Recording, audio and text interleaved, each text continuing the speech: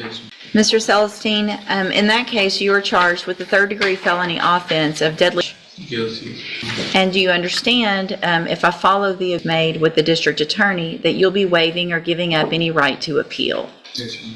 And it looks like the agreement that you've reached is the same as what was in the other case that we're going to talk about today, which is 7-year deferred probation, a $500 fine, and you would be required to follow all of the rules and conditions of probation. Is that your understanding? Yes. It's admitted. Is there any evidence that Mr. Celestine's not competent?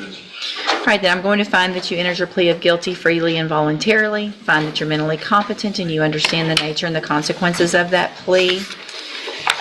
So I have received in cause number 24, DCCR 1303, the pre-sentence report. You had already were here, entered a plea of guilty to deadly conduct, discharging a firearm in that case. Has everyone had an opportunity to review that pre-sentence report? And then I also received a number of letters of support for Mr. Celestine, and has everyone had an opportunity to review those as well? Yeah. Are there any additions or corrections to that pre-sentence report? None for the defense. None for the state judge, other than to respectfully request of the court that this obviously very young individual who's committed a first-degree felony right out of the gate be at the very least sentenced to ISF.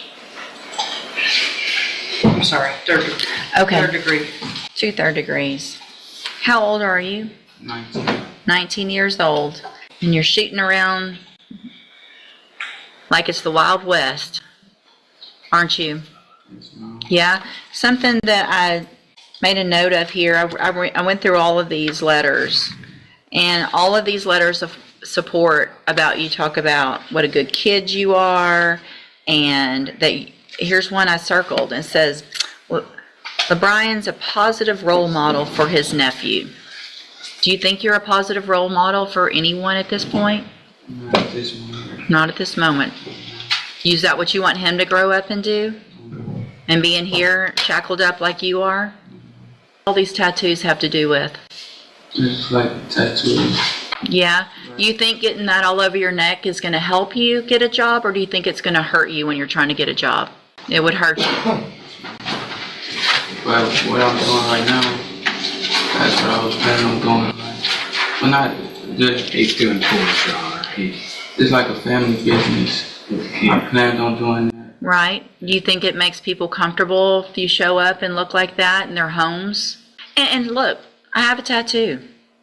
Do you see it? Is it all over here? What if that pool company falls through? What if you need another job? Right?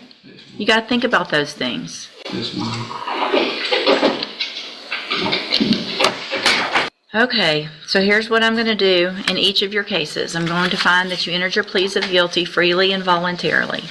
In each case, find sufficient evidence to find you guilty. However, in each case, in cause number 24, DCCR 1303, defer all proceedings, place you on probation for a period of 7 years. That's the agreement that you made with the district attorney. I'm going to order you pay that $500 fine and follow all of the rules and conditions of probation. And I'm going to get to those rules and conditions in just a minute. I'm also going to find inclusion evidence to find you guilty. However, I'm also going to follow the agreement that you made with the district attorney. Defer all proceedings and place you on probation for 7 years. You're also ordered to pay a $500 fine in that case and follow all of the rules and conditions of probation.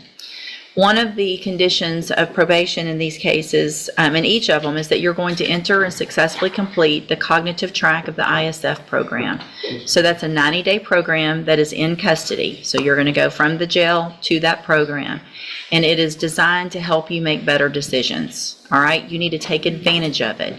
You're still young. Today's opportunity is an opportunity of a lifetime or if you are a convicted felon. Do you understand? So even if it's a family business, you might not be able to work for that business if you have a felony conviction. So if you do everything that you're supposed to while you're on this probation, then you will, at the end of the probation, both of these cases will be dismissed, and you will never have a felony conviction on your record.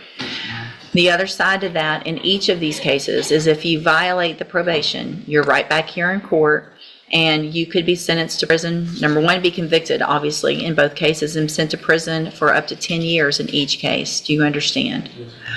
A condition of your probation in each of these cases also is that you are not allowed to have any type of firearm.